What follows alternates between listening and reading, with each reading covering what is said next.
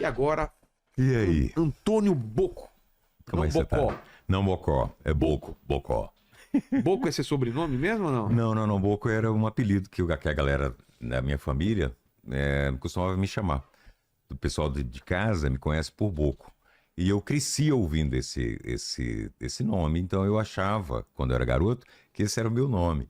E quando eu saía com meus irmãos mais velhos, as pessoas perguntavam, né? Como é que é o seu nome? Aí eu, Boco. E Por que aí, Boco? cara, a Vem galera da onde? vem de Caboclinho. Ah, de É Antônio Caboclinho. Cavalcante Caboclinho Neto. Aí o pessoal abreviou para Boco em casa e o pessoal só me chamava de Boco. Então, Boco. e aí quando eu dizia que era Boco, a galera curtia demais, né, cara? Zoava, absurdo. E aquilo me ofendia, porque eu ficava pensando, pô, mano, peraí, é o nome que a minha família me chama, você tá rindo? E aí veio a internet. Com a internet, aquela coisa mais anárquica, né? Esse aspecto rebelde da internet. Quando veio a chance de escolher o meu nome, né? O nome que eu usaria, eu falei, é agora. Agora vou Agora vai. resgatar E aí eu Boco. escolhi, falei, não, eu vou colocar Boco. Eu queria só Boco, mas aí no primeiro projeto que eu participei, o pessoal achou melhor colocar o Antônio antes, porque fazia parte do meu nome mesmo e seria melhor para me identificar. Você nasceu com esse vozeirão? A primeira coisa que você falou Cara, Mamãe. foi o seguinte, Mamãe. Imagina. Eu troquei Mamãe. de voz cedo demais, muito cedo, saca? Muito cedo. Troquei de 13 para 14 anos. Nossa. E aí o bullying era terrível, inclusive dos meus irmãos mesmo, sabe? Que pegavam Primeiro no a meu ter pé, cara. vozona. Nossa, e aí, porque eu tinha cara de menino e falava com a voz muito pesada, né? E aí depois, logo de imediato, eu conheci a primeira igreja que eu pertenci, Que era? que era a Igreja Adventista do Sétimo Dia. Foi meu primeiro contato com a Bíblia e tal na minha vida. Aí lá na igreja foi o meu primeiro contato com o microfone. Pô. Foi lá que eu conheci, lá que eu percebi que o pessoal falava, olha, você tem que... Inclusive eu cantei até, fiz parte de um quarteto, eu fazia o baixo, né, a voz mais grave do quarteto. E aí me apresentei algumas vezes e foi lá que eu comecei, começou o meu contato mesmo com a comunicação e com o microfone. Foi aos 15 anos de idade. Garoto. Aí depois voltou profissionalmente só aos 27. É um garoto tímido, garoto normal? Cara, eu gostava muito de participar de tudo, eu curtia tudo, na escola, lá no Instituto Santo Tomás de Aquino, na 55, em Goiânia, anos 70, eu gostava de participar das gincanas, eu lia, participava das leituras, dos concursos, sabe? Tem até uma história legal de um concurso de discurso que eu participei, que eram 2 temas, né?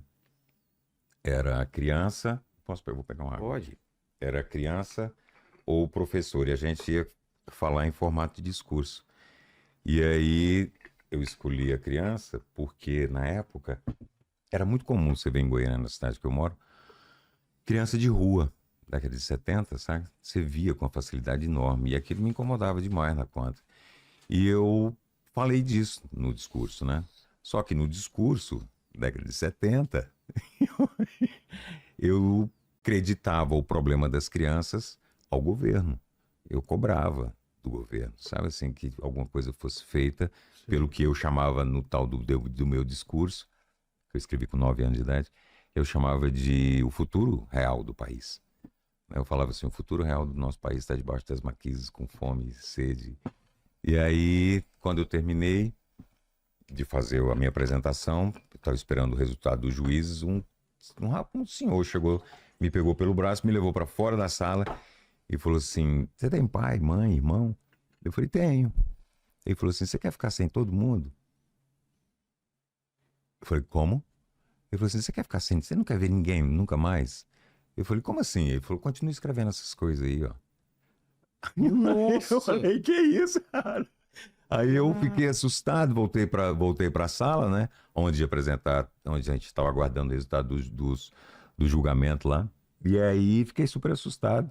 Não esqueci isso nunca mais. Cheguei em casa, mostrei o discurso, né, que eu tinha feito pro meu pai. Falei, pai, isso aqui eu escrevi lá na sala de aula. E aí o homem entrou, falou isso assim pra mim. E o que o senhor acha disso? Ele falou, olha, filho, o que você achar que precisa ser dito ao longo da sua vida, diga, sem temer ninguém. E aí eu fiquei. Essa foi uma lição legal que meu pai me deu, saca? Enorme. E eu segui, não me toquei, segui o caminho. Então, desde lá, desde essa época, eu curtia, sabe? Eu gostava de me apresentar, eu gostava de participar dessas coisas. E quando eu me tornei adventista, é, tem aquela coisa toda do cristão, de pregar, né? De levar mensagem e tal. Eu me encantei por isso, eu amava pregar. E aí eu tinha dias que o sermão era meu, que eu mesmo desenvolvia. E aí foi aí que começou tudo. Depois houve um hiato, né? Um tempão que eu fiquei parado, não fiz nada relacionado à voz, só uma gravação para uma entidade que tratava de crianças com lábio leporino. Eu fiz esse trabalho depois, num momento assim, chave da minha vida, foi que entrou o trabalho com a voz mesmo, definitivamente. Porque antes disso você chegou a pensar em fazer Não, outras antes coisas? disso, assim, as pessoas falavam, né? Falavam muito pra mim. Falavam, cara, sua voz, você podia fazer rádio. Só que na época eu não curtia rádio, cara. Eu não gostava de locutor de rádio que falava no começo da música ou no final da Sei. música, sabe? E aí eu achava aquilo meio chato. Só que aconteceu um negócio que eu tava até esperando a oportunidade. Contei com os meninos, mas aí eu vou contar pra ti.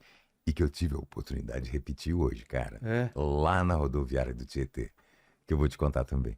Foi assim, eu trabalhava de balconista no que hoje é a Oi, em Goiânia. Na época era a Tele Goiás, as Teles, você se lembra delas. Tele Goiás, Telerge. Claro. E aí eu trabalhava na recepção e todas as pessoas passavam por mim para ir aos departamentos. Um belo dia, eu estava, como eu disse para você, num momento assim super crucial da minha vida, porque meu primeiro filho tinha nascido. Aliás, eu queria só abrir um parênteses e oferecer o programa para minha mãe, Dolores, que está vendo da gente, para o meu filho, Ramon Cavalcante, que está assistindo também, meu leão, para minha filha Vitória, e o nome não é à toa, para minha filha Clara e a Carolina, que estão na América. E para todos os meus irmãos, a Chica, Tônia, Neires, Raquel, Simara, Joânia, Mário e Sidney, que foi o cara que me ajudou a chegar aqui. Que legal. É isso. E onde é que eu estava mesmo? Quando eu te falei Isso, você pensou em exatamente. fazer Aí outra o que coisa. aconteceu? O meu filho, eu estava com 27 anos, meu filho tinha nascido, meu primeiro filho. Na minha carteira estava guarda-noite, saca? Eu fui contratado como contratado como guarda-noite. E eu não tinha estudo, eu só tinha a 7ª série, saca? Só que eu queria fazer alguma coisa. Inclusive, o pessoal costuma, por onde eu passei, nos canais que eu costumo passar, as pessoas, é normal isso, eu acho. Tem muita gente que acha que eu tenho vários diplomas, saca? E que eu entendo todos aqueles assuntos que eu abordo nos canais onde eu já estive e onde eu estou. Mas na realidade, não. Né? Eu tenho uma equipe maravilhosa de pessoas que trabalham comigo, né? Eu tenho a Karen Batista, que é uma redatora maravilhosa. Tenho a Natália Rodrigues também. Tenho o Gabriel Rossende, que é a produtora, que é onde eu produzo. Então, eu continuo com a mesma 7ª série do ginásio, saca? E naquela época já era o problema, porque o que eu ia fazer com tão pouco estudo, né? E como é que eu ia entrar nesse mercado sem estudo? Como que eu ia fazer? E aí no dia seguinte, aliás, eu estava nesse momento, quando chegou um rapaz no balcão, sabe? Eu estava com essas coisas todas na minha cabeça, essas preocupações, eu queria mudar, eu queria fazer alguma coisa nova. E aí ele chegou e pediu uma informação, eu dei a informação, ele deu as costas, andou um pouquinho e parou. E voltou. Aí ele falou para mim, bem assim, Vilela, ele falou assim, posso te dizer uma coisa? Eu falei, fica à vontade. Ele falou, só que antes de te dizer o que eu tenho para te falar, eu tenho que dizer algo antes. Eu falei, perfeito, sou todo ouvidos. Ele falou, você tem 2 maneiras de ouvir o que eu tenho para dizer para você agora. A primeira, você pode se envaidecer, pode contar para sua namorada, contar para sua mãe, para seus amigos, e isso vai se esvanecer. Ou você pode pegar isso para você, transformar numa profissão e mudar a sua vida. Aí eu parei assim, falei, agora eu quero saber o que você tem para me falar. Aí ele falou, você deve ouvir isso muito aqui. A sua voz é muito boa, cara. Você tem que trabalhar com ela. Aí a ficha caiu, eu falei, achei. É aqui. É isso que eu vou fazer. Esse é o norte que eu queria. Porque eu queria isso, eu queria um norte onde eu pudesse colocar a minha energia, onde eu pudesse colocar o meu sangue no ouro, entendeu? E aí, no dia seguinte, não, ele simplesmente falou isso, eu falei, nossa, muito Falou e obrigado. foi embora? Aí ele pegou na minha mão e falou, boa sorte. Virou as costas e foi embora. Ei, Eu falei, mano, mas peraí, como é que eu vou fazer? Me dá aqui o telefone aqui, mano. Ô. Mas não, ele foi Coisa embora. de filme Aí, mesmo, assim. escuta, que muito doido. Foi o dia seguinte. No dia seguinte, saiu uma matéria na Folha de São Paulo enorme. Foi a mesma coisa que aconteceu com o Kratos. Chegou o cara pro Kratos e falou assim: terás que rapar a cabeça. Sem Sim. cabeça. E tudo mudará na sua vida. E Foi embora. tudo. Acabou. Aí depois que eu raspei, eu entrei aqui. Foi. Aí, Tá pronto. vendo? Mágico. Aí ele pegou, como eu disse, ele foi embora. E no dia seguinte saiu uma matéria na Folha de São Paulo que falava da carência de locutor em São Paulo. Você tava onde? Saca? nessa Eu tava em época? Goiânia. Saca ainda? Em Goiânia, lá na Tele Goiás, do mesmo jeito. E aí eu vi que o spot de 30 segundos, numa época em que o salário era R$200, era R$1.800 aqui. E lá você ganhava quanto? Quando eu ganhava um salário, R$200. Aí eu comecei, eu fui em algumas rádios em Goiânia, perguntei como é que eu fazia para gravar, sabe, tudo assim na base do coleguismo mesmo. Encontrei algumas pessoas que me ajudaram demais. Virley da Rádio Bandeirante me ajudou muito. E aí eu gravei o meu primeiro piloto. E aí aconteceu um outro negócio também muito doido, cara. Eu tava indo embora, né, lá do meu trabalho, uma colega minha, Marlene Mauriti, uma pessoa que vivia dizendo para mim assim, cara, um dia ainda eu vou te ver na tela e vou te ver apresentando alguma coisa, não sei o que, mas eu vou te ver. Aí eu passei pela sala dela e fui me despedir. Ela falou assim, você podia fazer um favor para mim? Compra um livro, me deu o título do livro, e é lá numa banca de revista, que hoje é uma loja de artesanato, na Rua 3, no centro. Eu falei, eu não vou passar por lá, desculpa. Mas eu saí, parei e falei assim, cara, ela é tão gente boa e ela torce tanto por mim, né? Marlene, me dá um cheque, eu compro pra você. Aí fui até a biblioteca, na hora que eu entrei, eu tinha um senhor conversando com o balconista, eu perguntei pelo livro, né? Aí os dois olharam para mim assim, acontecia também com bastante, as pessoas olhar por causa do timbre da voz, rolava, sabe? E aí o cara olhou para mim assim, deu um tempo e saiu. E eu continuei conversando com o balconista. De repente ele voltou. Eu estava com a agenda debaixo do braço, ele tirou minha agenda debaixo do meu braço, abriu ela, escreveu assim, fechou e falou assim, eu tenho um negócio que vai te interessar. E me entregou. Na hora, eu te juro, cara, eu sabia que era relacionado ao rádio. E não deu nega. Na quinta-feira eu liguei para ele, ele falou para mim assim, sábado você entra no ar comigo num programa que não sei o que, não sei o que. Eu falei, como assim? Sim. Eu falei, como assim? Ele falou, não, chama Delmer Cândido, um advogado de Goiás, a quem eu devo demais, muito mesmo. E aí ele pegou e eu falei, eu topo, vambora. Eu tô dentro, bora pra dentro. E aí, porque o processo todo, Vilela, foi muito rápido, sabe? Desde a hora que eu decidi até eu começar a fazer rádio em Goiânia, em FM, durou 10 meses. 10 meses. Tanto é que para o diretor que me contratou para a primeira rádio em Goiânia, eu só pedi para ele, falei, olha, cara, você podia me ouvir e dizer se eu estou no caminho, porque eu não tenho experiência, né? Eu só tenho 10 meses. Aí eu apresentei o primeiro programa, né? Eu li algumas mensagens, era um programa religioso, e aí, assim que terminou o programa, o operador virou e falou assim, cara, eu posso mostrar sua voz pro pessoal lá de cima? Eu falei, parceiro, manda ver aí.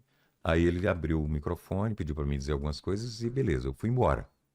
No sábado seguinte, tá eu lá apresentando o programa, né? A sua outra edição. Aí entrou um cara que não estava no sábado passado e que estava de crachá. Aí ele entrou assim, olhou, pegou uma revista, olhou, e eu olhando pro Delmer e eu vendo aqui na periférica, né? Na hora que ele pegou a revista, começou a folhear, fechou e jogou no chão, eu pensei assim, esse cara não tá aqui à toa. Aí ele foi embora. Na hora que terminou o programa, o operador virou para mim e falou assim, olha, esse cara que entrou aqui é o Milton Neri. Ele ficou interessado no seu trabalho e pediu para você gravar um piloto para ele. Porque ele vai assumir uma rádio FM que vai para Trindade e ele quer um material seu. Poxa. Foi desse jeito, foi. E aí começou. Eu consegui entrar na equipe com uma dificuldade enorme, porque eu não tinha experiência nenhuma, né?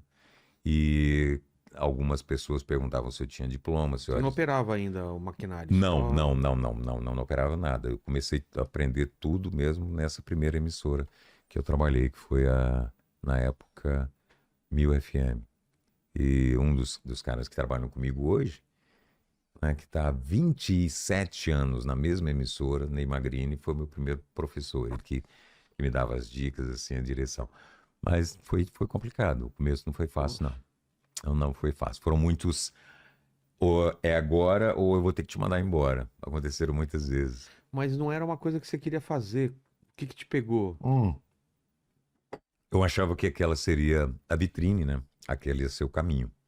Aí, e era o mais próximo que eu tinha, né? Eu não estava em São Paulo, eu não tinha experiência como gravador de comercial, que aí já é uma outra, né? Já é uma, você sabe, é um outro, a locução comercial exige um outro tipo de expertise, né?